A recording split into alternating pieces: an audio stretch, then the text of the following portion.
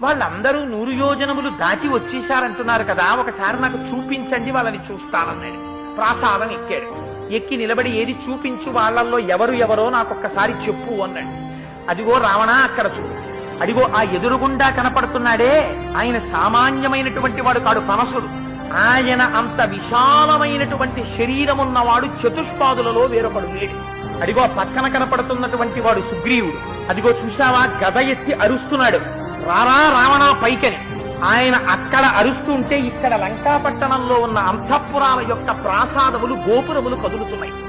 అంత పెద్ద నాదశక్తి ఉన్నవాడు. లంకాపట్టణం చుట్టూ ఉన్న వనాల మీద ఉన్న ప్రతి చెట్టు మీద భల్లూకాలి. ఈ భల్లూకాలన్నింటికీ జాంబవంతుడు నాయకుడు. ఆయన త్రివిక్రముడికి 21 సార్లు ప్రదక్షిణం చేశాడు. అంతటి అపారమైన శక్తి ఉన్నవాడు జాంబవంతుడు.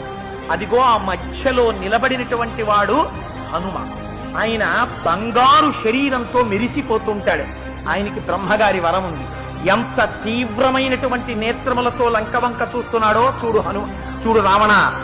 ఆయన పక్కన ఉన్నవాడు నల్లటి నీలమైనటువంటి శరీరంతో మిరిసిపోతున్నాడే, పద్మాల లాంటి కన్నులున్నాయే, కన్నుల చివర ఎర్రటి కొనలు తేరి ఉన్నాయే, ఎడమ చేత్తో కోదండం పట్టుకున్నాడే, ఆయన పేరే రాముడు. ఆయనే జనస్థానంలో 14,000 మంది రాక్షసుల్ని ఒక్కడే కొట్టాడు రావణ. ఆ రాముడి ఇవాళ వచ్చేశాడు లంకాపట్టణం మీదకి. ఇంకా నువ్వేమి యుద్ధం చేస్తావో ఆలోచించుకో. ఆయన బహిప్రాణం లక్ష్మణుడు. ఆయన నిరంతరం అన్నగారిని కంటిని కనురెప్ప కాపాడినట్టు కాపాడుతుంటాడు. రామతుల్యమైన పరాక్రమం ఉన్నవాడు.